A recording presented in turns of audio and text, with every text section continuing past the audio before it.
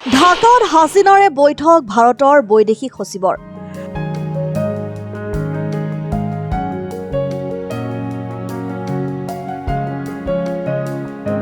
ভাৰতে বাংলাদেশৰ তিস্তা প্ৰকল্পৰ বাবে বিত্তীয় সাহায্য দিয়াটো বিচাৰে বুলি বৈদেশিক মন্ত্ৰী ডক্টৰ হাছান মাহমুদে প্ৰকাশ কৰিছে।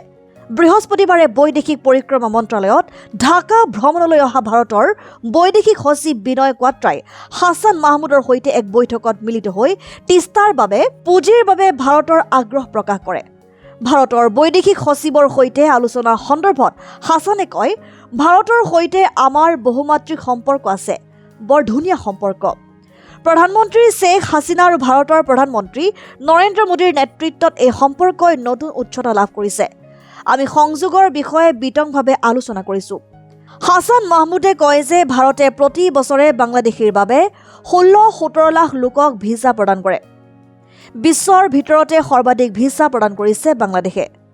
সেই সময়ত আমি ভিছা পাবলৈ অপেক্ষা কৰিবলগীয়া হয়। আমি বিতংভাৱে আলোচনা কৰিছো।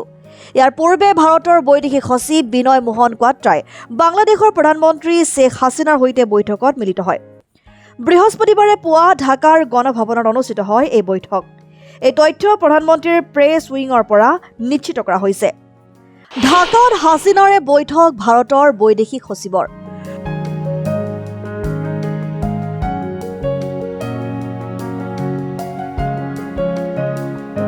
ভাৰতে বাংলাদেশৰ তিস্তা প্ৰকল্পৰ বাবে বিত্তীয় সাহায্য দিয়াটো বিচাৰে বুলি বৈদেশিক মন্ত্ৰী ডক্টৰ হাছান মাহমুদে প্ৰকাশ কৰিছে।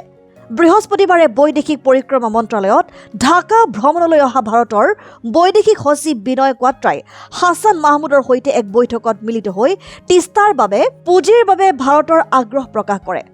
ভাৰতৰ বৈদেশিক সচিবৰ সৈতে আলোচনা সন্দৰ্ভত হাছানে কয়, ভাৰতৰ সৈতে আমাৰ বহুমাত্ৰিক সম্পৰ্ক আছে, বৰ ধুনীয়া সম্পৰ্ক।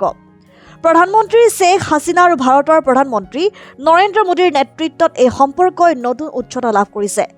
আমি সংযোগৰ বিষয়ে বিতংভাৱে আলোচনা কৰিছো। হাছান মাহমুদে কয় যে ভাৰতে প্ৰতি বছৰে বাংলাদেশীৰ বাবে 16-17 লাখ লোকক ভিছা প্ৰদান কৰে। বিশ্বৰ ভিতৰতে সৰ্বাধিক ভিছা প্ৰদান কৰিছে বাংলাদেশে। সেই সময়ত আমি ভিছা পাবলৈ অপেক্ষা কৰিবলগীয়া হয়। আমি বিতংভাৱে আলোচনা কৰিছো। ইয়াৰ পূৰ্বে ভাৰতৰ বৈদেশিক সচিব বিনয় মোহন কোৱাট্ৰাই বাংলাদেশৰ প্ৰধানমন্ত্ৰী শ্বেখ হাছিনাৰ সৈতে বৈঠকত মিলিত হয়। বৃহস্পতিবাৰে পুৱা ঢাকাৰ গণভৱনত অনুষ্ঠিত হয় এই বৈঠক। এই তথ্য প্ৰধানমন্ত্ৰীৰ প্ৰেছ উইঙৰ পৰা নিশ্চিত কৰা হৈছে। ঢাকাৰ পৰা জাকিৰ হুছেইনৰ ৰিপৰ্ট, অসম টাইম।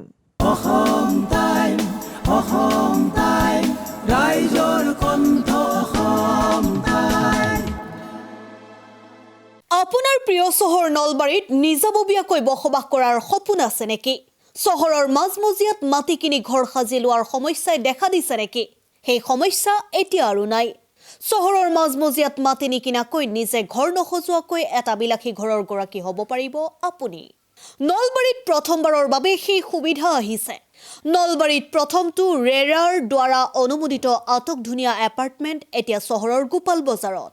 নিৰ্মাণ হৈ উঠিছে আটকধুনীয়া আহল বহল এপাৰ্টমেণ্ট তীৰ্থদ্বীপ এনক্লেভ।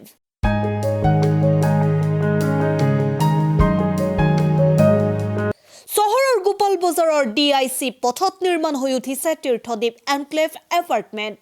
2টা আৰু 3টা আটকধুনীয়া শোৱনি কোঠাযুক্ত সপোনৰ ঘৰ, যথোপযুক্ত গাড়ী পাৰ্কিঙৰ সুবিধা, নিৰিবিলি পৰিৱেশ, যাতায়াত আৰু যোগাযোগৰ উপযুক্ত সুবিধা। আপোনাৰ সপোনৰ ঘৰখনৰ বাবে ন্যূনতম হাৰত বুকিং চলি আছে। পলম নকৰি এতিয়াই যোগাযোগ কৰক 9706010636 আৰু 9954253864 নম্বৰত।